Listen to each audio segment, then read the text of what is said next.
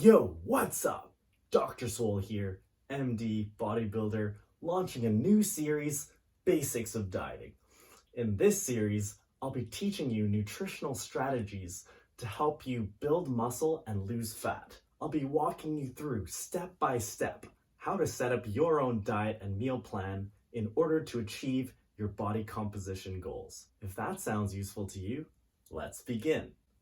In this video, we're going to be talking about how to lose fat while retaining your muscle. Now, there are a few things we need to do in order to achieve this. The first step is to determine your maintenance. It's really important to determine your maintenance calories because it tells us where we need to go to lose weight. Now, how do I figure out my maintenance calories? The easiest way is to track what you eat over about a 2-week period and monitor your weight during that time. If your scale weight stays the same over 2 weeks, there you go. You found your maintenance. Write down what you're used to eating on a daily basis, and this will be your maintenance diet plan. So let's say every morning you like to get up and have 2 bowls of cereal and 2 eggs. Write that down as meal 1, and then do the same for your other meals in the day. It's going to be really helpful if you can write down what you're used to eating, because you'll be able to look at it later on and subtract things. The next critical concept is that we need to resistance train. Now, this has definitely been shown in the literature that resistance training helps us retain muscle when we're dieting. Now, if you don't have a good approach to how to build a workout plan, I'll refer you to my Basics of Training series. If you're serious about retaining muscle during this diet, I would suggest that you get to the gym at least twice per week. Here, I'll introduce the concept of macronutrients, or macros. Macros are the main energy-containing components of the food that we eat: carbohydrates, fats, and protein. It'll be important to know that protein and carbs each contribute about 4 calories per gram, and fats contain 9 calories per gram. Now, in terms of our macronutrients, the most important thing is that we need to have adequate protein intake. My recommendation is 1 to 1.2 grams per pound daily. Protein is crucial because it lets our body synthesize muscle. Now, that's really important during our cut because we'll need to continuously resynthesize muscle proteins in order to prevent muscle loss. The recommendation of 1 to 1.2 grams per pound daily is quite well supported in the literature, and if you consume this much per day, you can be confident you won't be losing muscle because of lack of protein. Okay, so how do we figure out how to get that much protein in a day? Let's say you weigh 150 pounds. Now, roughly 1 gram per pound is going to be 150 grams per day. Let's split this up into 5 portions.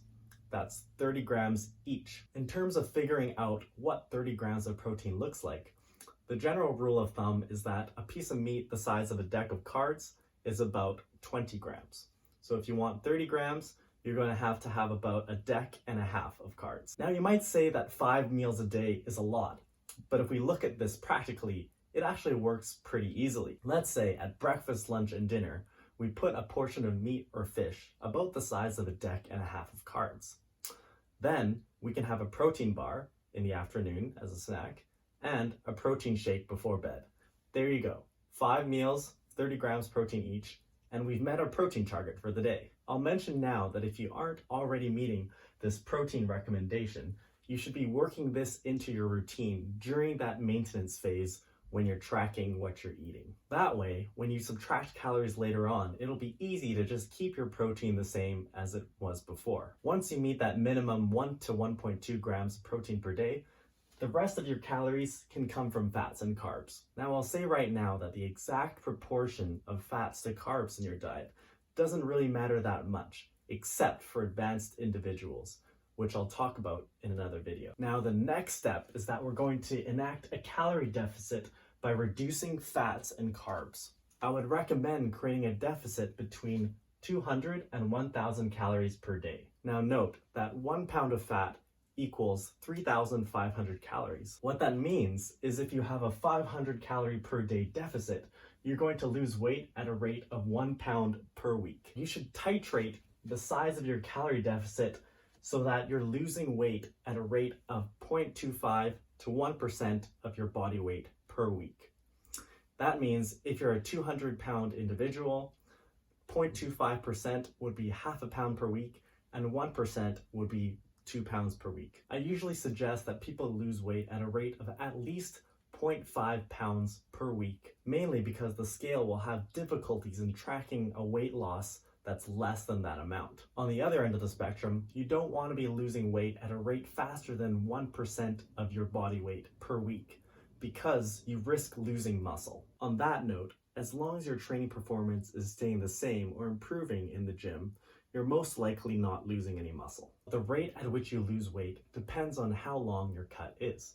If the total amount of weight you need to lose isn't very much, say 10 pounds or less, you can run what we call a mini cut, which is a short, aggressive period of dieting, usually 2 to 6 weeks in length, where you can lose weight at a fast rate, up to 1% of your body weight per week. If you try to lose weight at that fast of a rate for longer than 6 weeks, you start running into problems with your metabolism, fatigue, and your training. If you're running a longer cut, say 2 to 4 months in length, you'll want to diet at a slightly slower rate, more like 0.25 to 0.5% of your body weight in weight loss per week. So now that I've introduced you to the basic requirements for losing weight while retaining your muscle, how do we actually create this deficit in the real world?